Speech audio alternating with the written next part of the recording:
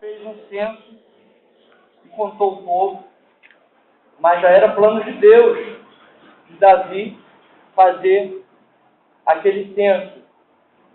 E assim que ele fez o censo, a Bíblia diz, no mesmo capítulo 24, versículo 10, que o coração de Davi doeu. E o coração doeu a Davi, depois de haver numerado o povo, e disse Davi ao Senhor: muito pequei no que fiz, porém agora, ó Senhor, peço-te que transpasse a iniquidade do teu servo, porque tenho procedido muito loucamente. Glória a Deus. Então, os irmãos, vê que quando o homem de Deus fez aquele censo ali, ele sentiu que ele estava fazendo uma coisa errada, porque o seu coração doeu, e ele na mesma hora pediu misericórdia ao Senhor. E a Bíblia diz que logo após ele foi dormir naquele dia, e assim que ele se levantou pela manhã, Deus já usou o vaso, chamado Gade, profeta, vidente, que naquela época não era profeta, era chamado vidente. Então a Bíblia diz que levantando-se, pois, Davi pela manhã, no versículo 11 do capítulo 24 de 2 Samuel, diz: levantando-se, pois, Davi pela manhã, veio a palavra do Senhor ao profeta Gade, vidente de Davi, dizendo: vai e diz a Davi, assim diz o Senhor, 3 coisas te ofereço, escolhe uma delas para que te faça. Então os irmãos veem que coisa tremenda o poder de Deus na vida de Davi, a ponto de Deus enviar um vaso para que ele viesse escolher, né, que tipo de coisa haveria de acontecer. E o interessante que ele disse no versículo, glória a Deus, 14 do versículo 24 de 2 Samuel: então disse Davi a Gade: estou em grande angústia, porém caiamos às mãos do Senhor, porque muitas são as suas misericórdias, mas nas mãos dos homens não caia eu. Glória a Deus. Então os irmãos veem que confiança tinha Davi no Senhor. E nós, aqui na terra, o que nós somos? Uma poeira, um vento, um sopro. Glória a Deus. Então, quando nós temos essa consciência de que nós aqui na terra não somos nada, nós, obviamente, vamos nos arrepender dos nossos pecados e estar ali sempre buscando com o rosto no pó a presença e a misericórdia do Senhor, para que Ele venha nos livrar, para que Ele venha nos guardar. Mas a Bíblia diz que Deus corrige os homens, Deus corrige seus filhos, assim como o pai corrige o filho, Deus também nos corrige. E se Deus nos corrige, se nós temos um pai que é Deus, nós não somos órfãos na terra. E como é bom saber que nós temos um Deus poderoso, que tem nos tratado como filho.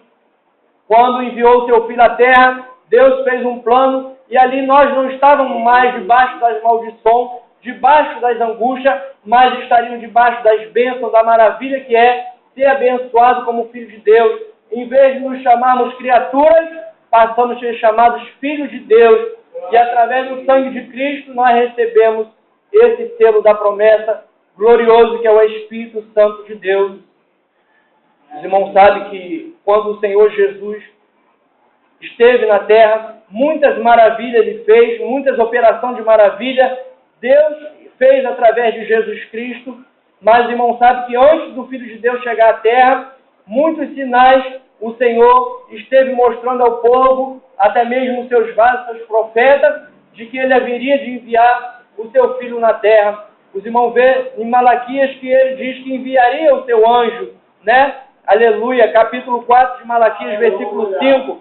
Eis que eu vos envio o profeta Elias, antes que venha o dia terrível do Senhor, o grande, eis que eu envio o profeta Elias, antes que venha o dia grande e terrível do Senhor. Então os irmãos veem que antes de chegarmos ao livro de Mateus, no Novo Testamento, Deus já falou no último livro do Velho Testamento que enviaria o seu anjo, né, para confirmar ali a presença do Filho de Deus. José casou-se com Maria, Maria ainda era virgem quando o anjo apareceu a ela dizendo que ela era uma bem-aventurada, mas José não sabia o que estava acontecendo, notou a diferença em sua esposa, mas José era justo, José não queria defamá-la, não queria passar adiante aquele algo que ele estava vendo ali de errado dentro da sua casa. E o anjo do Senhor também apareceu a José e dizendo: não temos de receber Maria por tua mulher, porque o que está nela, o que provém dela é do Espírito Santo.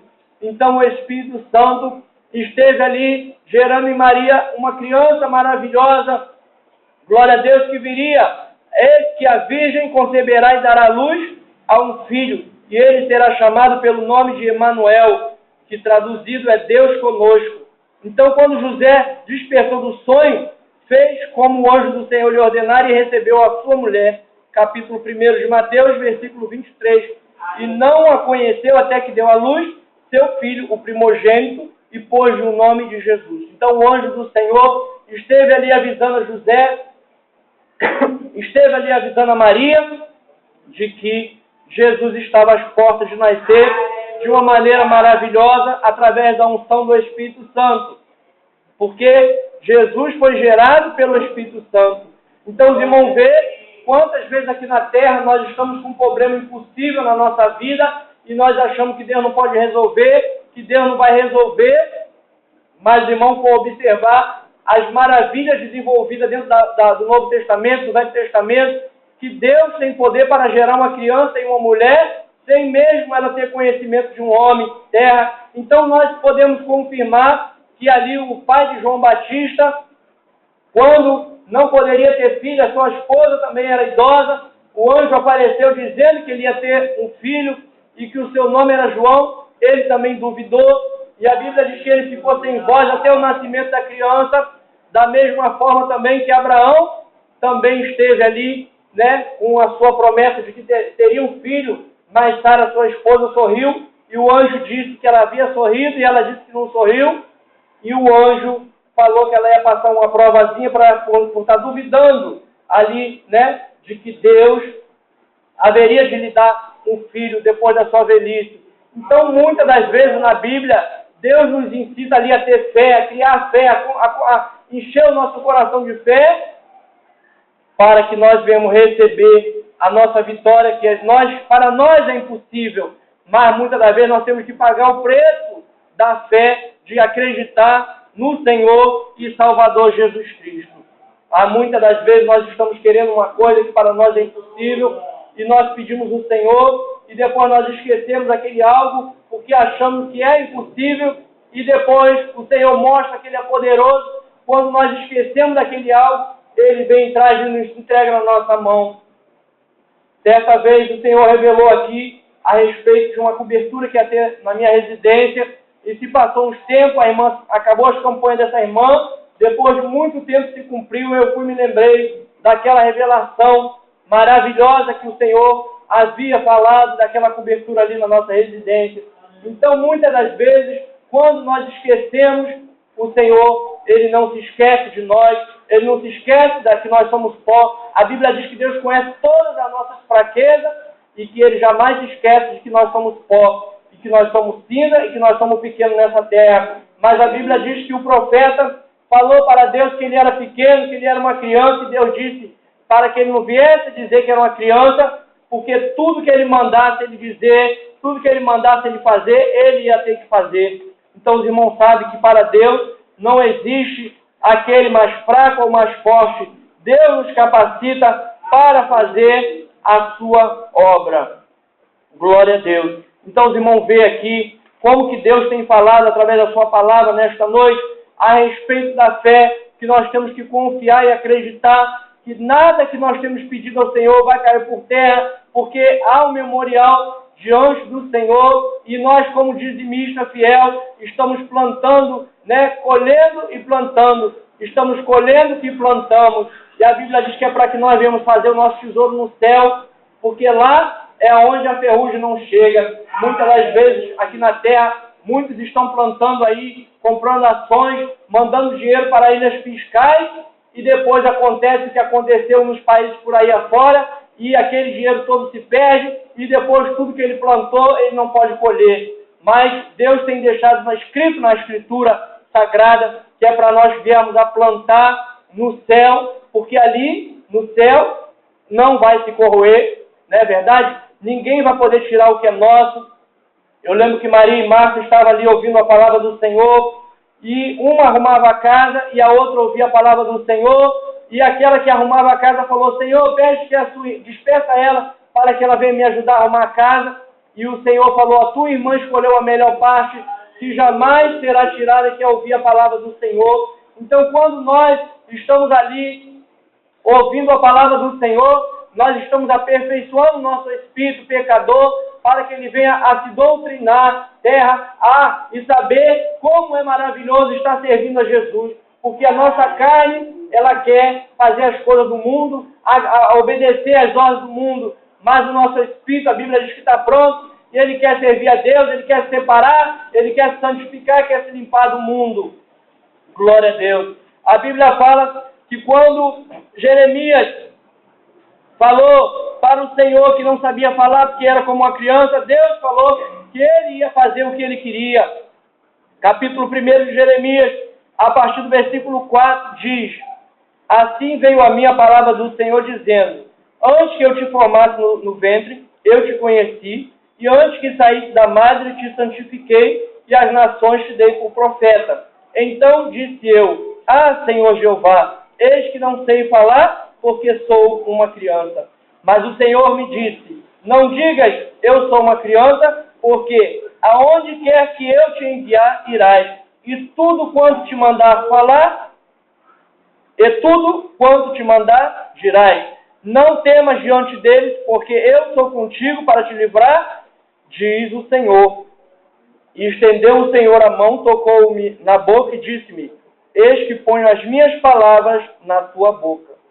Então os irmãos veem que coisa tremenda esta palavra do Senhor. Jeremias, no capítulo 1 ainda diz, no versículo 10, olha, ponho-te neste dia sobre as nações e sobre os reinos, para arrancares e para derribares, e para destruíres, e para arruinares, e também para edificares e para plantares.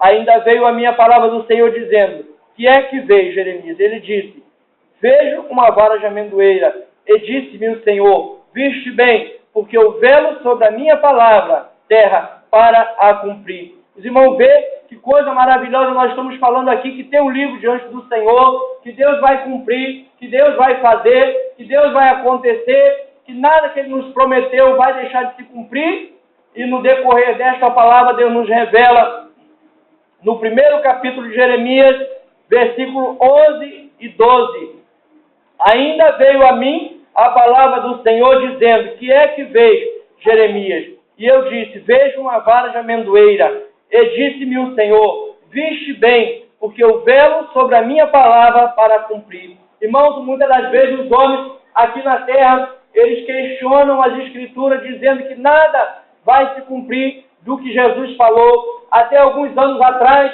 se dizia que nem o Apocalipse ia se cumprir, e esses dias nós estamos vendo os próprios repórteres, as próprias reportagens, dizendo que é uma era apocalíptica, que são sinais apocalípticos. Então, quando um homem, uma mulher que não é cristão, que não é evangélico, que não conhece as Escrituras, confessa com a sua própria boca de que é uma época, apocalíptica, então significa que a palavra do Senhor já está se fazendo se cumprir, porque Deus é fiel para cumprir a sua palavra, e eu, como já tenho falado antes, Deus continua me revelando que esse é apenas o princípio das dores. Amém, irmão? Vamos glorificar o Senhor com as palmas? Glória a Deus.